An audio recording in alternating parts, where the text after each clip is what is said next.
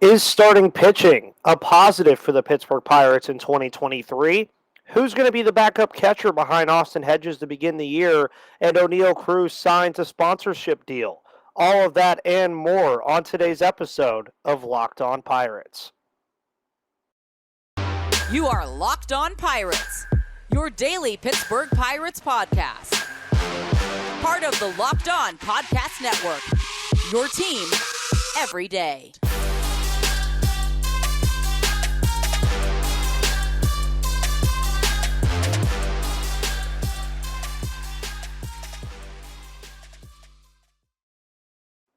And welcome back to that Pirates podcast, everybody. My name is Ethan Smith, your host of the Locked On Pirates podcast here on the Locked On Podcast Network, where it's your team, your Pittsburgh Pirates every single day. I hope you guys are all having a phenomenal Wednesday, March 22nd. And the WBC has concluded. The World Baseball Classic has concluded. We got a phenomenal matchup last night.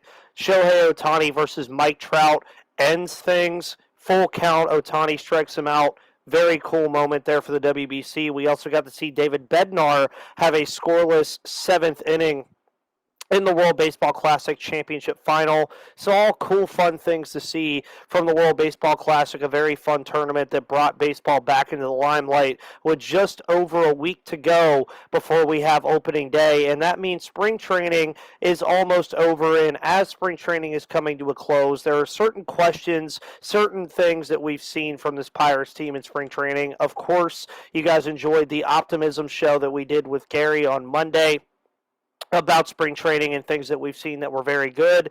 And also, if you're on YouTube, check below down here to follow me on Twitter at MVP_Ethan or at Locked On Pirates for all of your 2023 coverage, analysis, and opinions of the Pittsburgh Pirates here on Locked On, your team every day. And by the way, you'll see coming up down there throughout the year so you can see what's going on the podcast with all the content that we have coming your way.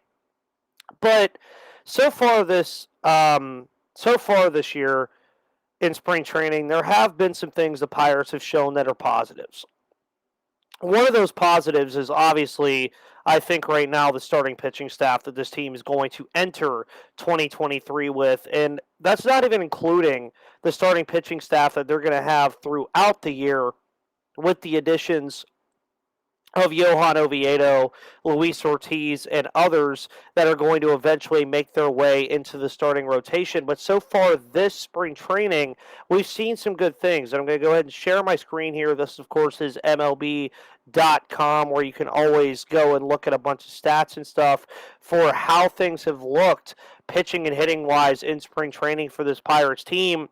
And we got to see JT Brubaker recently. Man, he has looked absolutely perfect this spring. 16 hits given up, 10 earned runs allowed over 5 games and 5 starts. But, 26 strikeouts, dude, over 17 and one-thirds innings. JT Brubaker has done a phenomenal job so far in spring training. And what's crazy about what we've seen from JT Brubaker is that he's at best probably your fifth starter in this rotation that's likely going to feature Mitch Keller, Roansy Contreras, Rich Hill, JT Brubaker, and Vince Velasquez to begin the year. So the fact that JT Brubaker is pitching this well, and I'd say at best is your third starter, but probably your fourth or fifth starter in the rotation, that just shows a lot of growth in this starting pitching staff from what we've seen from this Pittsburgh Pirates team. And as you continue, you look at Mitch Keller, who's also had a pretty impressive spring this far as well, a 3.45 ERA in 5 starts, 20 strikeouts over 15 and 2/3 innings pitched, a .96 whip and a 246 opponent's average. I've really liked what I've seen from Mitch Keller as well. Of course, announced as the opening day starter against the Cincinnati Reds next week.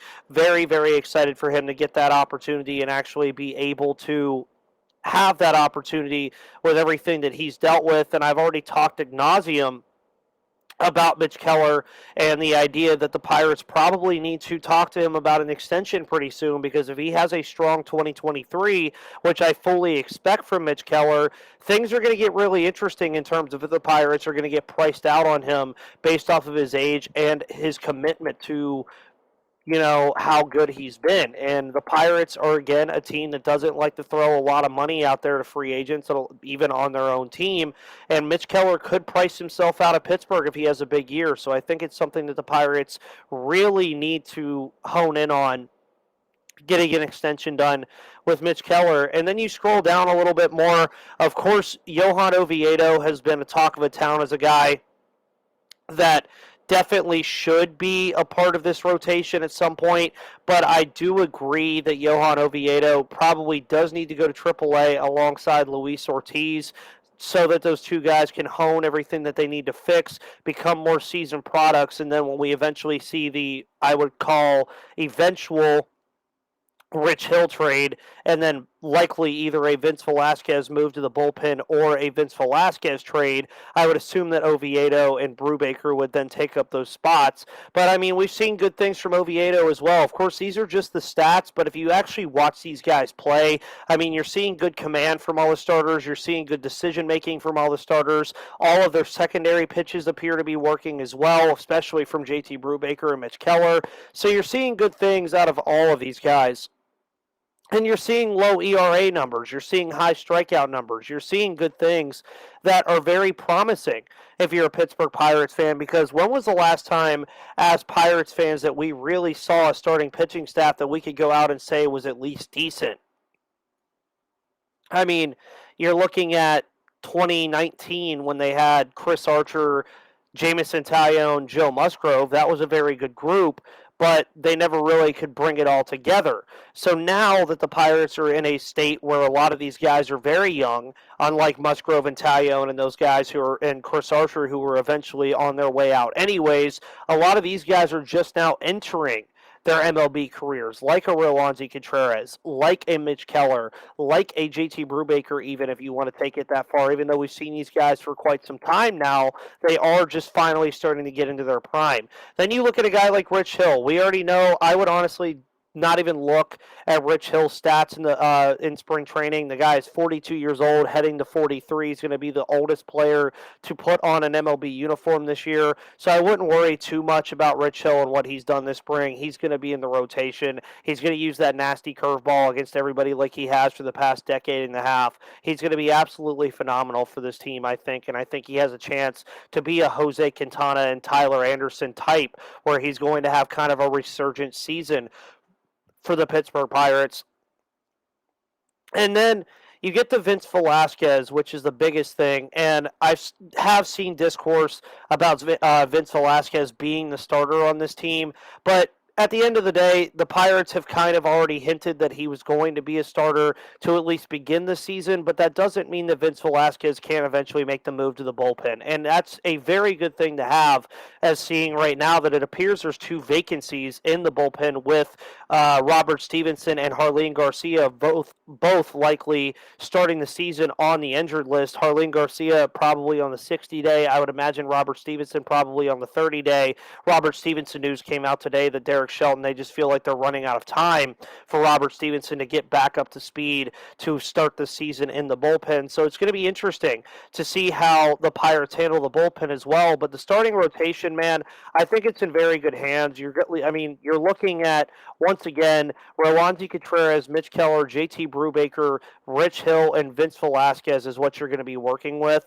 And that is a rotation that could be worse. It could be much worse than what the Pirates have had for quite some time these last couple of years. You're not going to have the Bryce Wilsons of the world. You're not going to have there's plenty of names you could throw in there. You're not going to have all of these guys that just don't really have any meaning to what the Pirates are going to be doing in this rotation.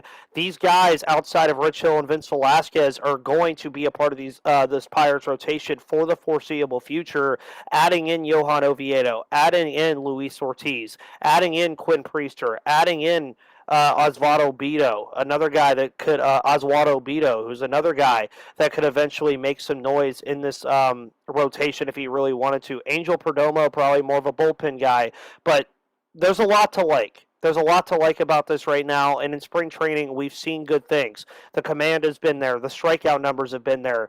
There haven't been a lot of home runs allowed from the starting pitching staff either, so we're seeing good things from the starting pitching staff that I hope trickle into the regular season. I'm hoping it also leads to the Pirates having at least a middle-of-the-road rotation because I think that'll just improve the team all around. By the way, with baseball season almost here, make sure you go to FanDuel.com/LockedOn to make every moment more at FanDuel Sportsbook. The tournament is heating up, March Madness that is, and now is the perfect time to download FanDuel, America's #1 sportsbook, because new customers get a no-sweat first bet up to $1,000. That's bonus bets if your first bet doesn't win. Just download the FanDuel Sportsbook app. It's safe, secure, and super easy to use. Then you can bet on everything from the money line to point scorers and threes drained. You can also build your favorite NBA bets for the week that can include core markets like the spread, money line, and total, player props like player points, rebounds, assists, and more, and so many more exclusive bets like the 2x3 bet, which includes 2 3-pointers scored in the first 3 minutes. Plus, FanDuel even lets you combine your bets for a chance at a bigger payout with a same-game parlay, so don't miss your chance to get your no-sweat first bet up to $1,000 in bonus bets when you go to FanDuel.com/LockedOn. That's FanDuel.com/LockedOn to learn more and make every moment more with FanDuel, an official sports betting partner of the NBA and the official sports betting partner of the Locked On Podcast Network. And before we get into who will be the backup catcher for the Pittsburgh Pirates, we'll be right back.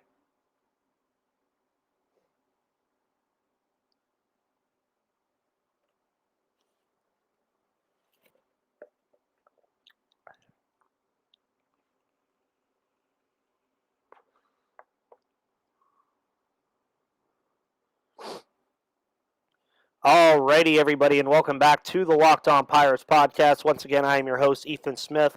Hope you guys are all having a wonderful Wednesday, March 22nd, as we are just over a week away from opening day. Content is heating up, and we're going to continue today's episode by talking about the backup catcher position. Not a sexy conversation, but a conversation to have of note. It is a lot like the Rawlings Garcia injury news that we talked about a week ago, about how it's not the biggest deal in the world, but it definitely has its ripple effects. And when it comes to the catcher position, it also has its ripple effects. And you look at right now what this catcher position looks like for this Pirates team, and I mean, obviously, this guy on the bottom of the list, Endy Rodriguez, he's the guy that we want to see. He's the guy that the Pirates need to get a look at. Henry Davis, probably on the back burner a little bit with Endy Rodriguez starting the season in AAA. I talked about that last week as well, about the ripple effects of Endy Rodriguez starting the season in Indianapolis rather than starting it here, and that Henry Davis would more than likely just be a cup of coffee guy this year rather than a guy who is eventually going to make an impact on this team this season. Endy Rodriguez, I'll go out and say it right now, he's going to be the starting catcher at some point this year, and I also find it very ironic that his average in spring was .412, as well as his on-base percentage, like a real Yinzer. So, Endy Rodriguez, it's going to be very exciting to watch him. I'm going to be watching a lot of Indianapolis Indians games just to keep track of how he's doing down there. I imagine he'll be doing great, back-to-back minor league MVP. He's going to be very good for this Pittsburgh Pirates team eventually. Now, obviously, Hedges is going to be the starting catcher for this Pittsburgh Pirates team to begin the season, and you've already seen the offense is not that good. 11 strikeouts, 133 average, 300 OPS. It's not going to be that bad, I would say. I do think he will at least be around or a little bit above the Mendoza line offensively, but as we were just talking about starting pitching, that's why Austin Hedges is here. Austin Hedges is a guy that's going to elevate the starting pitching group defensively. He's going to throw guys out at second, which is going to be a big deal this year with the bases being much bigger and guys more willing to steal. And on top of that, he's also going to be a good mentor to a guy like Endy Rodriguez and some of these younger catchers. But now what gets interesting is take Endy Rodriguez out of the fold here. He's on the 40-man. We know he's going to be up here in probably like May or June. Just we'll bring that up when we bring that up and when that gets to the point in the regular season. What gets interesting about this backup catcher position is you have 3 guys that you're basically looking at, considering there's only 5 on this list, in Jason DeLay, Tyler Heineman, and Kevin Plawecki. Now, I'll start with Tyler Heineman, who is the most familiar with how things work with this team, as well as Jason DeLay. But Tyler Heineman at points last year was the starting catcher after Roberto Perez was injured. And if you've also noticed a trend about the catcher position since Jacob Stallings went down, this catcher position has been a mess. And Endy Rodriguez is going to fix that mess eventually. But for now, I do think offensively, it's still going to be a mess. And you look at a guy like Tyler Heineman, just from a statistical perspective in spring, he has not looked very good, but he's also, on top of Hedges, a solid defensive catcher. He's not the greatest defensive catcher in the world, but he's going to give you solid defense behind the plate every single day that he plays. Obviously, Hedges is going to be the starter, so Heineman's only going to, or whoever backs up Austin Hedges here, is only going to say, have to play, I'd say, maybe once or twice a week at max, because Austin Hedges is going to be in the lineup very often.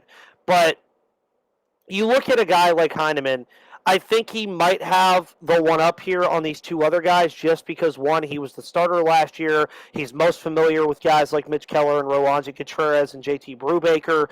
You could use the familiarity complex, but it's also on the same side of the coin. These three guys are all non-roster invitees. So you're going to have to add one of them to the 40-man roster to fulfill having a backup catcher on this roster. You just saw Carter Benz slide off of the roster today or yesterday. And it gets interesting because a lot of people actually were saying, why not bring Carter Benz up? And I agreed, because what else do you have to lose here when these are your options? None of these guys are your future at this position. Also, not saying Carter Benz is the future at this position by any stretch of the imagination, but he's at least a guy that you could eventually groom into a backup catcher behind Hedges or behind Henry Davis or whatever they decide to do with this for the foreseeable future, and you're grooming him into that role. But they decide to go this way. Now, from a statistical view, if you want to bring at least a little offense to this position, Kevin Plawecki would be the guy that you would choose from here. Right now, he's the only one with a home run out of this group, but home runs aren't everything. And Kevin Plawecki is slashing 235, 353, and 588 on spring, albeit that's in 17 at-bats. So, talking about this backup catcher position, the more and more you talk about it, I do think it's going to be Tyler Heineman who is eventually going to get that nod, and we are going to find out the answer to this at some point within the week, with the last spring training game being next Tuesday. This answer is going to have to come eventually. The Pirates have dodged it long enough, but they're going to have to answer to this eventually. Do they go out and maybe get another guy to add to this mix? Do they go get an outside catcher from free agency? Maybe. I doubt it, though. They're going to probably choose from these three guys. And Jason DeLay, I think, is going to be the odd man out here. I think he's a lock to be in Indianapolis to begin the year and be kind of a, Hedges goes down with an injury, or Heineman or Plawecki goes down with an injury. We need a backup catcher at the major league level. I think that's something you'll see from Jason DeLay, and that's what his role will be. So then it gets between Tyler Heineman and Kevin Plawecki. Now, in the comments, say who you would want as the backup catcher. I know most of your answers are going to be Endy Rodriguez. Your answer should be Endy Rodriguez. He's looked the best catcher in spring. He's been the best catcher in spring. He's the best catcher on this Pittsburgh Pirates team, be it minor leagues or major leagues. It's just how it is.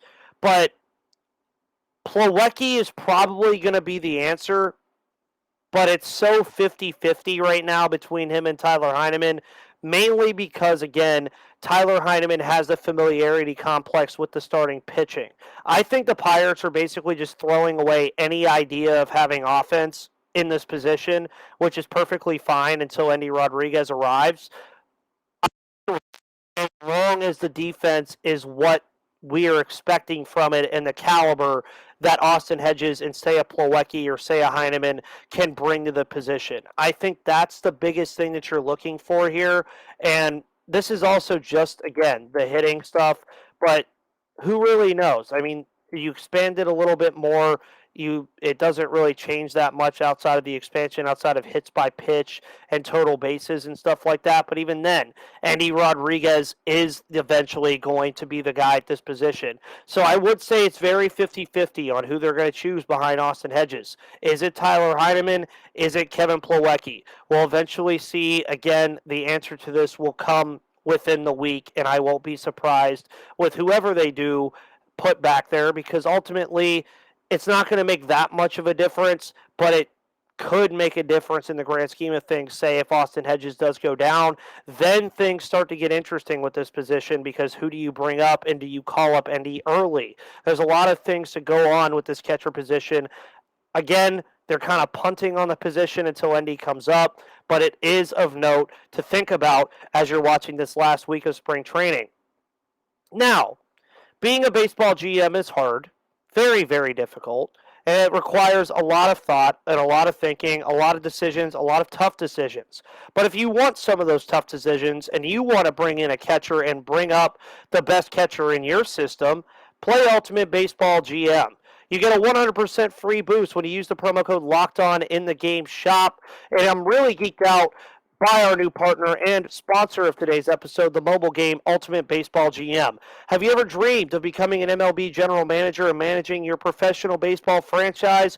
Well, your dream can come true, and this game is definitely for you. Manage every aspect of your team, play through the season, and lead your team to glory. You're responsible for hiring the right coaches and staff, managing team finances, scouting and drafting players, managing difficult personalities, navigating your franchise through free agency, and all the ups and downs of a season.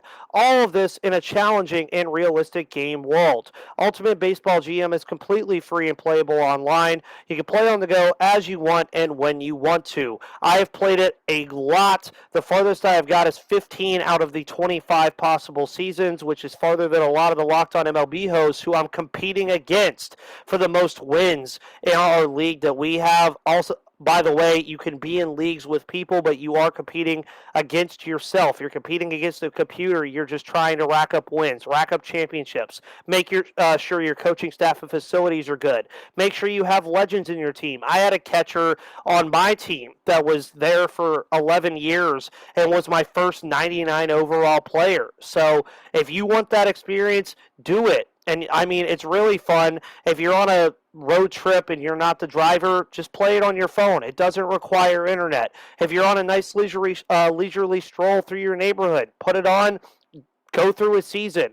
You can go through a season in less than 5 minutes. It's absolutely awesome. And Locked On Pirates listeners get a 100% free boost to their franchise when using the promo code Locked On in the game store. So make sure to check it out. To download the game, just visit probaseballgm.com. Scan the code or look it up on the app stores. That's probaseballgm.com. Ultimate Baseball GM. Start your dynasty today.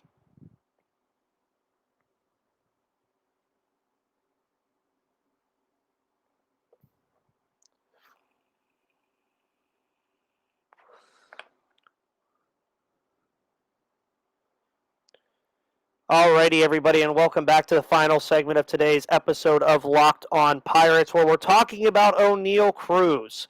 And he gets a sponsorship deal through the glove company, Rawlings Baseball. We're all, of course, familiar with Rawlings, as it's one of my favorite companies, who is the sponsor of the Gold Glove Award, which just seems that won't be ever given to Key Brian Hayes, even though he was the leader in defensive run saves among all third basemen in Major League Baseball last year.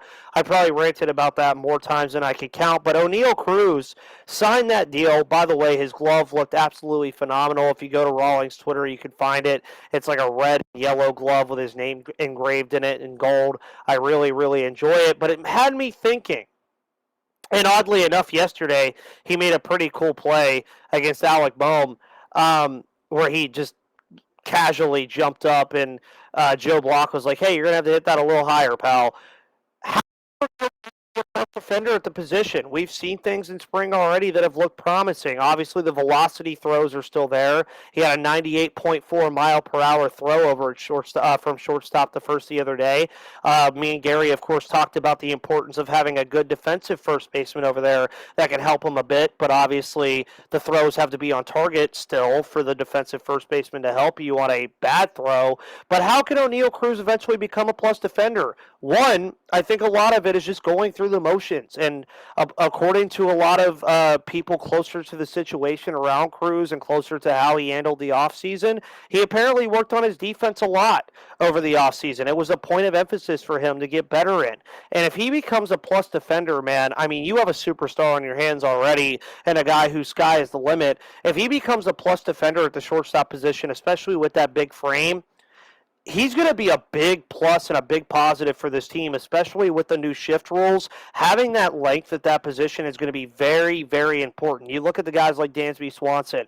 You look at a guy like Corey Seager. You look at a guy like Xander Bogaerts who have that reach at that position that can extend out far into the outfield or in the deep grass or in the deep sand and still make the play to first. That's something that I think Oneil Cruz is eventually going to be capable of. And having a guy next to him like a Key Brian Hayes is also going to be helpful in his development as a guy who can eventually become, I would say, at least an average defender. And even if he's just below average, I know I said below back to back, but just below average, I still think that's a win because obviously Oneil Cruz's biggest thing is going to be his offensive ability from the shortstop position. If he doesn't work out at shortstop defensively, maybe you try moving him to the outfield, but then you have a lot of guys out there in the outfield as well. You want his athleticism on the field at some point. You do not want Oneil Cruz just to be a DH, even though I eventually think he profiles that way into his future when he gets a little bit older. I do think right now with the athleticism that he possesses and the amount of athleticism that he adds defensively to this team, that he needs to be in the field some part in some way. Now, obviously, you want him to be at shortstop. I think that's a lot where people want him to be because the shortstop position is a very important position in baseball. It's what most of these high school prospects that get drafted play and then eventually get moved or stick at because it is arguably the most important defensive position in baseball outside of center field and catcher because they're the kind of the communication between the infield. That's how important they are.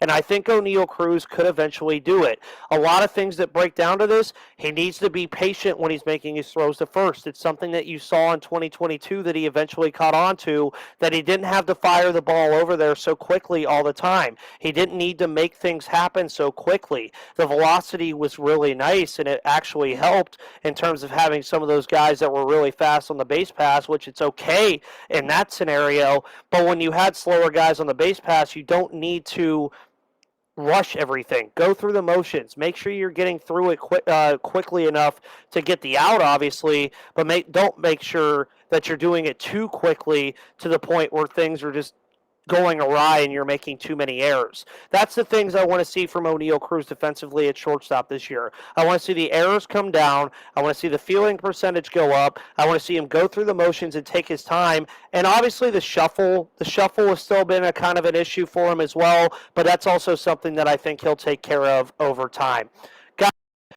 So much for tuning into the Locked On Pirates podcast today here on Wednesday, March 22nd. On tomorrow's show with Craig, we're going to talk about some prospects to watch in 2023 and the must-watch prospects for this team in 2023 that could eventually make big impacts on this roster. And Craig, of course, is a prospect guru, so I'm sure we'll have fun with that. On Friday, I'm going to have my official prediction show. We're going to be predicting every single division. We're going to be predicting the NL Central, and I'm going to be making my official predictions for the Pittsburgh Pirates in terms of record, who I think the team MVP will be, the best pitcher, the best hitter. All of that stuff will be coming to you on Friday. On Monday, we're going to have Gary, of course, and a basic recap of spring training, pretty much in spring training last thoughts. We're going to have an NL Central breakdown on Tuesday with all the hosts of all of the NL Central Locked On shows. On Wednesday, we're going to have a Locked On Reds crossover just ahead of opening day, and then Craig will join us on opening day on Thursday, March 30th. So that is all the stuff that you're getting. Of course, you're going to be getting Locked On Nows after games. You're going to be getting game recaps and YouTube shorts that are going to be very fun, highlighting the biggest moments from every game. You're going to be getting series recaps. You're going to be getting winners and losers of the week. You're going to be getting a record of me and Gary, who got the closest in our predictions for every single week. All of that and more is coming your way on the Locked On Pirates podcast. Make sure you follow me on Twitter at MVP_Ethan or at Locked On Pirates. Have a wonderful rest of your Wednesday. Thank you so much for tuning in, and I will see you on the flip side.